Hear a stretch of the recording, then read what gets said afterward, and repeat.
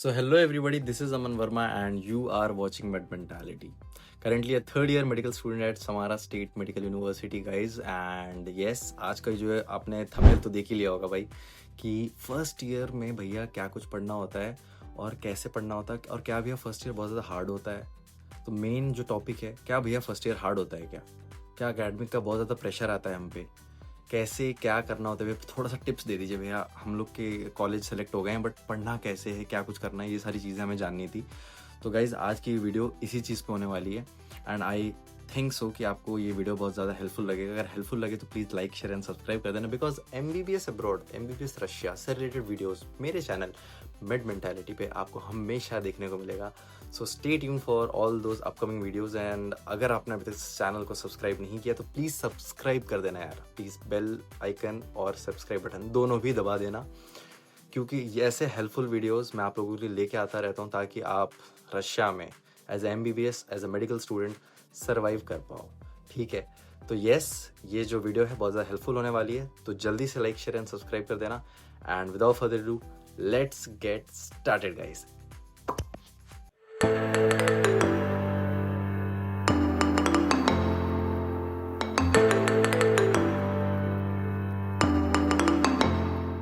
तो भाई starting with the very first point, ठीक है कि भैया सब्जेक्ट्स कौन कौन से पढ़ाते हैं और सब्जेक्ट्स के ऊपर मैंने अभी जस्ट इससे पहले एक वीडियो डाली थी, तो अगर आपने नहीं देखा है तो आप एक बार वो देख लेना, ठीक है, कि सब्जेक्ट्स क्या क्या पढ़ाते हैं। ठीक है, बट फिर भी एक ओवरव्यू मैं दे देता हूँ आप लोगों को और उसमें क्या पढ़ना होता है नहीं पढ़ना होता है वो सारी चीज़ें मैं बता देता हूँ। ठीक है, तो starting with the very first subject आपका आता है एनाटमी। तो एनाटमी देखो ऐसा है कि आपको मसल्स, बोन्स, ठीक है, आर्टरीज, वेन्स, न्यूरो एनाटमी हो गया, ठीक है, तो ये बहुत सारी चीज़ें हैं एनाटमी के अंदर में, बहुत सारे सब टॉपिक्स होते हैं जो कि आपको यहाँ पे पढ़ना पड़ेगा एंड काफ़ी डीप में अगर आप पढ़ोगे तभी आप आने वाले ईयर के जो चैप्टर्स हैं या सब्जेक्ट्स हैं आप उसमें अपना कंसेप्ट क्लैरिटी के साथ अच्छा परफॉर्म कर सकते हो।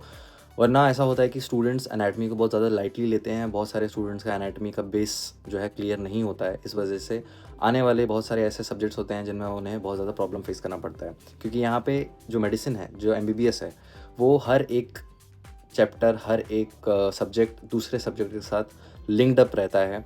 सो अगर आप अच्छे से अपनी कंसेप्ट क्लैरिटी नहीं रखोगे किसी भी पर्टिकुलर सब्जेक्ट में तो बहुत ज़्यादा आपको दिक्कत हो सकती है। तो भाई देखो एनाटमी आपको अच्छे से पढ़नी होगी, आप फर्स्ट ईयर में आ रहे हो, आपको डेली एटलीस्ट 3 to 4 आवर्स अपने एनाटमी को देना होगा क्योंकि अगर आप नहीं पढ़ोगे अच्छे से तो या तो आप फिर यहाँ फेल हो जाओगे और अगर फेल हो जाओगे तो आपका पूरा पैसा बर्बाद है बिकॉज बहुत ही ज़्यादा बच्चों को प्रॉब्लम फेस करना पड़ता है जब वो फर्स्ट ईयर में आके ही फर्स्ट ईयर में ही फेल हो जाते हैं, उनको वापस से एक साल रिपीट करना पड़ जाता है। तो प्लीज़ ये चीज़ मत करना। अगर आप आ रहे हो MBBS करने अब्रॉड से खासकर तो यस आपको पढ़ना बहुत ज़रूरी है, चाहे वो कोई भी सब्जेक्ट हो, आपको हर एक सब्जेक्ट को बहुत ही ज़्यादा सीरियसली लेना होगा। अगर आप सीरियस नहीं लोगे तो बहुत ज़्यादा आपके साथ प्रॉब्लम हो सकती है in terms of your academics. ठीक है, दूसरा सब्जेक्ट आपका आता है हिस्टोलॉजी। तो यार देखो हिस्टोलॉजी जो है it is a subject in which you will study about cells and tissues. ठीक है, काफ़ी इंटरेस्टिंग होता है, जो सब्जेक्ट है काफ़ी इंटरेस्टिंग है बट काफ़ी लोगों को ये बोरिंग भी लग सकता है। मुझे खासकर बोरिंग लगता था बट किसी किसी के लिए बहुत ज़्यादा इंटरेस्टिंग भी हो सकता है। सो यस हिस्टोलॉजी भी आपको यहाँ पे पढ़ाई जाएगी फर्स्ट ईयर में, जिसमें आपको स्लाइड्स वगैरह आइडेंटिफाई करना सीखना पड़ेगा। सेल है तो सेल के अंदर क्या चीज़ें होती हैं और cell is made up of what things, तो ये बहुत सारी चीज़ें होती हैं, बहुत वास्ट है हिस्टोलॉजी। तो ये चीज़ भी आपको पढ़ना होता है, डीप नॉलेज होना बहुत ज़रूरी है, ठीक है, हर एक सब्जेक्ट का, क्योंकि कहीं ना कहीं वो आपको फ्यूचर में काम आ सकता है। देन आपका आता है बायोलॉजी। तो बायोलॉजी देखो ऐसा है कि आपका वही 11th-12th का बेसिक्स होता है बट थोड़ा बहुत उसमें एक्स्ट्रा ये लोग पढ़ाते हैं। यहाँ का जो पैटर्न है, अब बोलोगे भैया MBBS में बायोलॉजी भी पढ़ाई जा रही है, यस आपका नॉलेज, आपका बेस को चेक करने के लिए बायोलॉजी भी एज अ सब्जेक्ट यहाँ पे पढ़ाया जाता है। देन फोर्थ आपका आता है केमिस्ट्री। तो केमिस्ट्री जो है रशिया में थोड़ा डीप में पढ़ाया जाता है as compare to India, but हाँ यहाँ पे जो पढ़ाया जाता है वो आपको ऑलरेडी आता होगा बिकॉज 11th-12th में आप उतना करके आए होते हो। अगर आपने किसी कोचिंग को ज्वाइन कर रखा था इंडिया में एंड अगर आपका केमिस्ट्री स्ट्रॉन्ग था तो आपको यहाँ पे ज़्यादा डिफिकल्टी आने नहीं वाली है, बट अगर आपकी केमिस्ट्री बहुत वीक थी तब आपको ज़रूर दिक्कत आएगा। हमारे ईयर में भी जब मैं 2023 में जब हम फर्स्ट ईयर में थे उस टाइम, तो जब केमिस्ट्री का एग्ज़ाम हुआ था तो काफ़ी सारे बच्चे फेल भी हो गए थे केमिस्ट्री में एंड उसकी वजह से उनको एक्सपेल होना पड़ा, एक साल पीछे वो बच्चे हो गए हम लोगों से। बट आपको ये सारी गलतियाँ नहीं करनी है, आपको अच्छे से पढ़ना है, ठीक है, विदाउट एनी हेजिटेशन आपको केमिस्ट्री भी पढ़ना होगा। अगर आपको बोरिंग लगता है बट फिर भी आपको पढ़ना पड़ेगा केमिस्ट्री, ठीक है। देन आपका आता है रशियन लैंग्वेज। तो रशियन लैंग्वेज तो बहुत ही ज़रूरी है, क्योंकि अगर आप रशिया में पढ़ रहे हो अपनी एमबीबीएस है, अब्रॉड के किसी भी कंट्री में अगर आप पढ़ रहे हो, तो उनके करिकुलम में लैंग्वेज का एक अलग से कोर्स होता ही होता है। एंड येस, हमारे कोर्स में भी ये कोर्स है रशियन लैंग्वेज का। तो हमें रशियन पढ़नी पड़ती है अच्छे से। आपको मेडिकल टर्म्स याद करने पड़ेंगे, डे टू डे लाइफ में कैसे रशियन बोलना है, ग्रामर क्या होता है, ये सारी चीज़ें आपको पढ़ना पड़ेगा। तो रशियन भी आपको अच्छे से पढ़ना पड़ेगा इस वजह से, क्योंकि इसका भी एग्ज़ाम होता है। तो येस, आपको पढ़ना पड़ेगा। देन आता है लैटिन। अब पूछो भैया लैटिन क्या है? Latin is also a language, तो वो भी आपको पढ़नी पड़ेगी। तो बहुत सारी यूनिवर्सिटीज़ में लैटिन एज अ सब्जेक्ट पढ़ाया भी जाता है, बहुत सारी यूनिवर्सिटीज़ में नहीं भी पढ़ाया जाता है। Currently Samara state medical university में मैंने लैटिन पढ़ा है, एंड अभी भी लैटिन का जो कोर्स है वो चल रहा है। जो फर्स्ट ईयर में बच्चे हैं वो भी लैटिन पढ़ते हैं, बिकॉज कहीं ना कहीं इसका जो यूज़ है वो आपका एनाटॉमी में आता है। तो येस, लैटिन यहाँ पे पढ़ाई जाती है। ऑल्सो प्रिस्क्रिप्शन राइटिंग के टाइम भी लैटिन का ही यूज़ होता है। तो इस वजह से लैटिन एक थोड़ा इंपॉर्टेंट सब्जेक्ट है फर्स्ट ईयर में, क्योंकि इसका एक फाइनल एग्ज़ाम भी होता है जिसे जाचोत एग्ज़ाम कहते हैं, वो भी यहाँ पे होता है। तो इस वजह से ये आपके कुछ इंपॉर्टेंट सब्जेक्ट्स थे जो कि फर्स्ट ईयर में होते हैं, एंड इसको आपको अच्छे से पढ़ना पड़ेगा। येस, तो देखो भाई, अगर आपने 11th-12th में बहुत सीरियसली पढ़ाई करी है अपने नीट के लिए, तो ये जितने भी सब्जेक्ट्स हैं ना, ये आपके लिए बहुत ज़्यादा मैनेजेबल हो जाते हैं, और ज़्यादा आपके ऊपर या आपके सिर पे ज़्यादा लोड नहीं आएगा किसी भी सब्जेक्ट का। अगर आपका 11th-12th का बेस क्लियर है फॉर बायोलॉजी, फॉर केमिस्ट्री, तो आपको ज़्यादा मेहनत करने की ज़रूरत पड़ेगी नहीं फर्स्ट ईयर में। आपका फर्स्ट ईयर बहुत ज़्यादा ईजिली जो है निकल जाएगा, एंड कोई भी प्रॉब्लम नहीं होगी, राइट। तो येस, अगर आप अभी देख रहे हो मेरी वीडियो, अभी आप नीट की प्रिपरेशन कर रहे हो, या आप 11th-12th में भी अगर हो, तो येस, आप अपना बेस अभी से क्लियर रखो, ताकि आपको इन फ्यूचर कभी भी किसी सब्जेक्ट में प्रॉब्लम ना आए। बहुत सारे बच्चे नीट का एग्ज़ाम देने के बाद भूल जाते हैं, और क्योंकि भूल इसीलिए जाते हैं क्योंकि उन्होंने चीज़ें रटी हुई थी, उन्होंने मगअप किया था चीज़ें। तो इंस्टेड ऑफ डूइंग कोई रट्टाफिकेशन वाला थिंग, आप ये कर सकते हो कि भाई आप चीज़ों को कंसेप्चुअली पढ़ सकते हो, एंड ये आपको बहुत ही ज़्यादा हेल्प करेगा, बहुत ज़्यादा हेल्प करेगा, ठीक है। तो ये था हमारा सेगमेंट नंबर 1, जिसमें मैंने आपको बताया सब्जेक्ट्स कौन कौन से होते हैं, किसका क्या डिफ़िकल्टी लेवल है, पढ़ाया जाता है या नहीं पढ़ाया जाता है, ठीक है। अब हम चलते हैं सेगमेंट नंबर 2 के ऊपर, जिसको कहते हैं कि भैया टीचर्स की क्या एक्सपेक्टेशंस है हम लोगों से, ठीक है। टीचर्स की क्या एक्सपेक्टेशन है हम स्टूडेंट लोगों से। तो टीचर्स की आपसे 4 तरह की एक्सपेक्टेशन हो सकती है, ठीक है। पहला, कि आप जो भी पढ़ रहे हो या जिस भी सब्जेक्ट को आप पढ़ रहे हो, आप या जो भी टॉपिक आपको पढ़ाया जा रहा है, फॉर एग्जांपल कल हमें आर्टरीज एंड वेन्स के बारे में पढ़ना है, या फॉर एग्जांपल सिर्फ आर्टरीज के बारे में पढ़ना है, तो टीचर ये चाहता है कि आप उसके बारे में एटलीस्ट 1 पेज या 2 पेज पहले से ही पढ़ के आओ, ठीक है। जब टीचर स्टार्ट करता है अपना लेक्चर, तो उसमें वो आपसे कुछ ना कुछ क्वेश्चंस पूछेगा, तो अगर आप उसका आंसर करोगे तो टीचर को भी इंटरेस्ट आता है आपको पढ़ाने में, ठीक है। तो यहाँ पे टीचर्स का ये रहता है कि आपको अरेंजमेंट्स खुद से करके आना पड़ता है, खुद से पढ़ के आना पड़ता है, तब जाके टीचर्स भी इंटरेस्ट से आपको पढ़ाते हैं। तो ये हमेशा होता है यहाँ के टीचर्स में, जो भी रशिया में टीचर्स जितने भी जो भी पढ़ाते हैं, उनको ये चीज़ बहुत पसंद होती है कि बच्चा अगर खुद से पढ़ के आ रहा है एंड देन वो चीज़ें क्लास में सुना रहा है, या अगर हम मेरे क्रॉस क्वेश्चन के जवाब दे पा रहा है, तो टीचर्स बहुत ज़्यादा आपके साथ इन्वॉल्व हो जाएंगे पढ़ाई में, एंड वो आपको और भी एक्स्ट्रा नॉलेज देंगे, और आपको जो भी डाउट होगा वो उसको और ज़्यादा क्लैरिफाई करेंगे। बहुत सारे बच्चे क्या होते हैं, उनको ये लगता है कि इंडिया वाला पैटर्न, उनको ऐसा लगता है कि टीचर अभी स्टार्ट करेगा पढ़ाना, उसके बाद फिर हम पढ़ेंगे। बट यहाँ पे टोटली डिफरेंट है पैटर्न, पढ़ाई का पूरा ही पूरा एकदम चेंज है। आपको खुद से पहले पढ़ के जाना पड़ेगा, एंड उसके बाद जो है टीचर आपको पढ़ाएगा। दूसरा आपका आता है कि टीचर चाहता है कि आप क्लास में एक्टिवली जो है उनको आंसर करते रहें, ठीक है।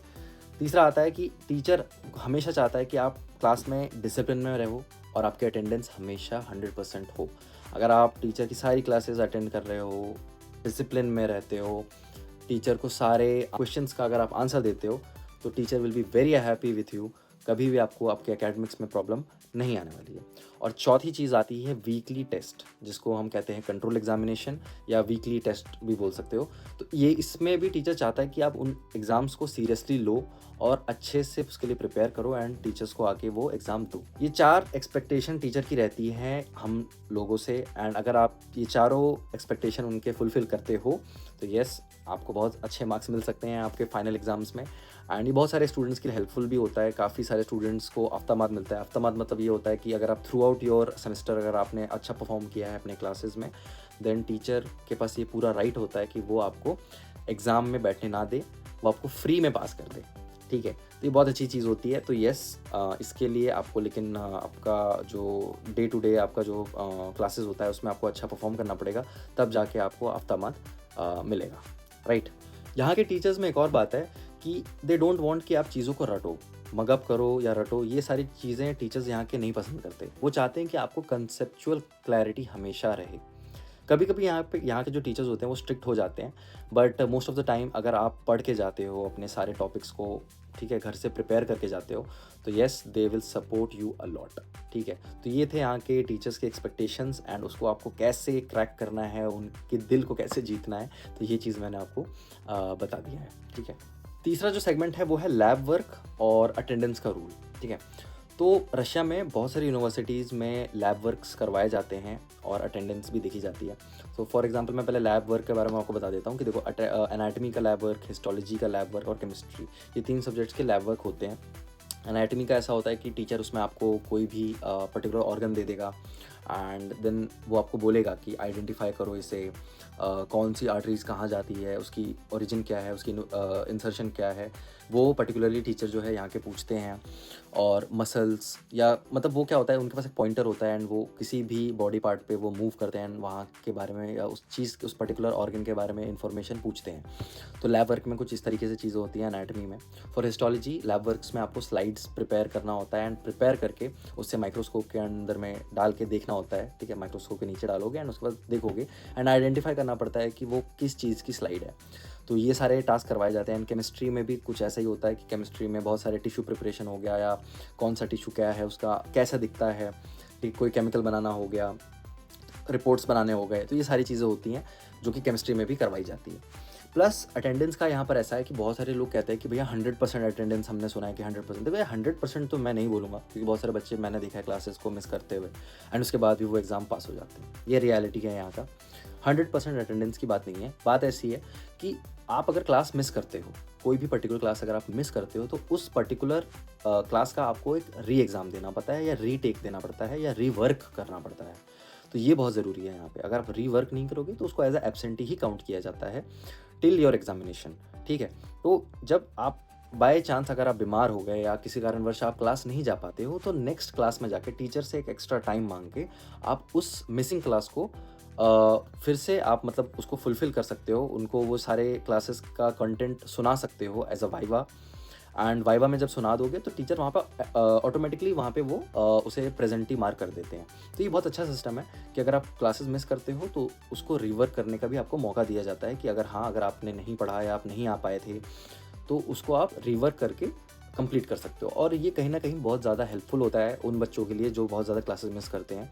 बट मैं आपका एक पर्सनल सजेशन ये दूंगा कि भाई प्लीज़, अगर आप क्लास मिस करोगे तो उसका रिवर्क ज़रूर दे देना। अगर आप रिवर्क नहीं दोगे तो ये आपको जो है इनडायरेक्टली आपको अफेक्ट कर जाएगा आपके एग्ज़ाम में, ठीक है। क्योंकि टीचर्स कहीं ना कहीं वो देखते हैं, आपका अटेंडेंस को चेक करते हैं कि बच्चा क्लास साल भर आया था या नहीं आया था। अगर नहीं आया होता है तो ज़्यादातर चांसेस होते हैं कि स्टूडेंट्स को टीचर्स फेल कर देते हैं जस्ट बिकॉज ऑफ अटेंडेंस। तो अटेंडेंस अपनी मैंडेटरी हमेशा रखना, एटलीस्ट 90% अपनी अटेंडेंस रखना। 10% आपको माफ़ किया जाता है, बट 90% अटेंडेंस अपनी हमेशा रखना, ठीक है। अब मैं आपको बताता हूँ कि एग्ज़ाम पैटर्न क्या होता है रशिया में। अपने यूनिवर्सिटी के बारे में मैं बताता हूँ एंड ज़्यादातर यूनिवर्सिटी में यही चीज़ फॉलो होती है, ठीक है। सारी यूनिवर्सिटी में यही चीज़ फॉलो होती है, बट मैं आपको अपने यूनिवर्सिटी का बताता हूँ। देखो, ऐसा होता है कि यहाँ पे जब आपके सेशन चालू होता है तो सेशन में जब स्टार्ट में आपका वीकली टेस्ट लेते हैं हर एक सब्जेक्ट का, ठीक है। फॉर एग्जांपल एनाटॉमी, तो एनाटॉमी आपको मतलब 5 दिन पढ़ा दिया उन्होंने। 5 दिन पढ़ाने के बाद छठे दिन आपका उसका एक एग्ज़ाम होता है जिसको कहते हैं control exam, also known as a class test, ठीक है। तो उसमें आपको जो भी अभी तक पढ़ाया होता है टीचर ने, उसका वो एग्ज़ाम लेते हैं। अब वो टीचर कैसे लेता है वो टीचर पर डिपेंड करता है। कोई टीचर्स वाइवा भी लेते हैं, कोई टीचर्स रिटन या MCQ बेस भी एग्ज़ाम लेते हैं। तो ये बहुत ही मतलब यूज़फुल होता है और बहुत ज़्यादा बेनिफिशियल होता है, क्योंकि अगर आप क्लास में अच्छा परफॉर्म करते हो तो टीचर के नज़र में हमेशा आप रहते हो कि हाँ, ये लड़का तो या ये लड़की तो बहुत अच्छा पढ़ते हैं या पढ़ती है। तो इस बेसिस पे आपका फाइनल में भी आपको बहुत ज़्यादा बेनिफिट हो जाता है, ठीक है। ये होता है क्लास टेस्ट वाली चीज़। दूसरी चीज़ होती है जो आपका आता है फाइनल एग्ज़ाम। अब पूछोगे भैया फाइनल एग्ज़ाम क्या होता है? तो फाइनल एग्ज़ाम में आपका सारे बच्चों का एक साथ एग्ज़ाम होता है, जिसमें एग्ज़ाम का जो मोड होता है वो होता है वाइवा मोड, ठीक है। वाइवा आपसे टीचर पूछता है, आपको स्टार्टिंग में जब आप जाओगे तो आपको क्वेश्चन पेपर दिया जाएगा और एक आंसर शीट दी जाएगी, ठीक है। बोलोगे भैया आप रिटन होता है क्या? रिटन नहीं होता है। 15 से 20 मिनट या आधा घंटे का समय आपको दिया जाता है कि जो भी क्वेश्चंस हैं आप उसको लिख लो एक जगह एंड उन चीज़ों को याद करो, रिकॉल करो, कुछ एक्स्ट्रा पॉइंट्स है तो उसमें ऐड करो, ठीक है। फिर उस पेपर को लेके, क्वेश्चन पेपर और आपके आंसर शीट लेके हमको टीचर के पास जाना पड़ता है। देन टीचर हमसे पूछता है वाइवा कि भाई बताओ आपके ये 3 क्वेश्चंस हैं, उसके बारे में बताओ जो क्या आप क्या जानते हो इस 3 क्वेश्चन के बारे में, ठीक है। तो फिर आप अपना आंसर बताओगे कि टीचर्स फर्स्ट क्वेश्चन फिर answer, second question and answer, फिर थर्ड क्वेश्चन आंसर। टीचर इसमें क्या करता है कि जो भी क्वेश्चंस आपको आते हैं उस क्वेश्चन या उस टॉपिक पे आपको कोई क्रॉस क्वेश्चन करता है एंड अगर आप सक्सेसफुल हो, आप बता देते हो अगर आंसर्स को, तो टीचर आपको पास कर देता है। 4 नंबर, 5 नंबर या 3 नंबर। 3 नंबर से स्टार्टिंग होती है, 5 नंबर मार्किंग जो है आउट ऑफ 5 मिलता है आपको। अगर आपका परफॉर्मेंस उतना अच्छा नहीं रहा होता तो 3 देता है टीचर। अगर सेटिस्फैक्ट्री रहता है कि हाँ ठीक ठाक अच्छे से बच्चे ने बता दिया, नॉलेज था बंदे में, तो 4। अगर आप आउटस्टैंडिंग हो, आपको एकदम एक एक चीज़ आपने बता दी टीचर को, तो आपको 5 नंबर मिलते हैं, जिसको अतलीचना भी बोलते हैं एंड बहुत सारे स्टूडेंट्स को मिलता भी है, वो तो उन्हें भी मिलता है। बट हाँ, 3 मार्क्स मतलब आप पास हो गए, 4 मतलब एक्सेलेंट एंड 5 मतलब आउटस्टैंडिंग। कुछ इस तरीके से मार्किंग होती है और ये आपका फाइनल एग्जाम में होता है, ठीक है। तो मैंने आपको बता दिया एंड बोलोगे कि भैया बहुत हार्ड होता है। नहीं भाई, हार्ड नहीं होता है। थ्रू आउट द ईयर अगर आप अच्छे से प्रिपरेशन अपनी करते हो, डेली 3 to 4 आवर्स की अगर पढ़ाई आप करते हो, तो आपको कोई नहीं रोक सकता आपके एग्जाम में पास होने से, ठीक है। तो ये चीज़ है, कंसिस्टेंट रहोगे ना यार। देखो नीट से लेके MBBS तक आपने हमेशा एक चीज़ सुनी होगी, हार्डवर्क, रिविजन और कंसिस्टेंसी। ये 3 चीज़ अगर आप हमेशा मेंटेन करते हो ना, आपको कभी भी कोई भी फेल नहीं कर सकता, कभी भी। अगर आप ये बोलते हो कि भैया मैं तो हिंदी मीडियम से हूँ और मेरी इंग्लिश इतनी अच्छी नहीं है, कोई बात नहीं भाई, आप प्रिपेयर करो, आप अभी से पढ़ो, इंग्लिश में पढ़ो, चीज़ों को समझो, बोलना सीखो। जब आप बोलना सीख जाओगे ना, तो वाइवा एग्ज़ाम आपके लिए बिल्कुल हार्ड नहीं होगा, बहुत ईजी जाता है, बहुत ही ज़्यादा ईजी, ठीक है।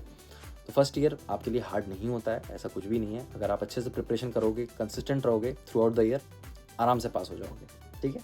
भैया आप एक चीज़ बता दो यार कि हम टॉप कैसे करें? हमें ना मतलब 5 मार्क्स चाहिए हर सब्जेक्ट में। हमने सुना है कि अगर हम 5 मार्क्स अगर हर सब्जेक्ट में लेके आते हैं तो हमें स्कॉलरशिप मिलेगी। तो ये बात भी बिल्कुल सही है कि अगर आप हर सब्जेक्ट में अगर 5 मार्क्स लेके आते हो थ्रू आउट 3 ईयर्स, 3 साल तक अगर लगातार हर सब्जेक्ट में अगर आपके नंबर 5 हैं, 5 out of 5, 5 out of, anatomy में भी 5 नंबर, बायोकेमिस्ट्री में भी 5 नंबर, फिजियोलॉजी में भी 5 नंबर, नर्सिंग में भी 5 नंबर, सब में अगर 5 हैं, तो आपको स्कॉलरशिप यूनिवर्सिटी देती है। 30 to 40% का स्कॉलरशिप आपको मिल जाता है आपके फ़ीस के ऊपर। तो ये बहुत ज़्यादा यूज़फुल चीज़ है। तो पूछेगा भैया टिप्स क्या हैं, कैसे पढ़ें? तो देखो, स्टार्टिंग की ऐसा है कि आपको डेली एटलीस्ट 2 से 3 घंटे, 4 घंटे, 5 घंटे पढ़ाई करनी है एंड उसके ऊपर 1 घंटा या 1.5 घंटा के आसपास 1 से 1.5 आवर्स आपको रिवीजन पे देना पड़ेगा। जब आप रिवीजन करोगे अपने पढ़े हुए चीज़ों को, तो वो ज़्यादा अच्छे से आपको रिकॉल होगा, आपको ज़्यादा चीज़ें समझेगी। कुछ अगर मिस्टेक्स कर रहे हो तो वो चीज़ें इंप्रूव होते जाएंगी एंड ये बहुत ज़्यादा ज़रूरी होता है। तो रूल नंबर 1 हमेशा आएगा कि revision is the key to success. बहुत बार सुना होगा, मैं भी बोल रहा हूँ एंड मैंने करके देखा है, आप भी करके देखो, हो जाएगा भाई, ठीक है। दूसरा आता है कि भैया एनाटमी। तो एनाटमी का ऐसा होता है कि डेली आप जो है उसके ड्राइंग्स हो गए या डायग्राम्स हो गए, ये सारी चीज़ें आप डेली देखा करो कि कौन सी मसल कहाँ पे है, किस जॉइंट को क्या कहते हैं। ये सारी चीज़ें जो पिक्चर मेमोरी है ना, बहुत ज़्यादा पावरफुल चीज़ है। अगर आप उसका सही से यूटिलाइज़ करोगे ना, तो बहुत सारे एग्जाम्स आपके ऐसे क्रैक हो जाएंगे, ठीक है।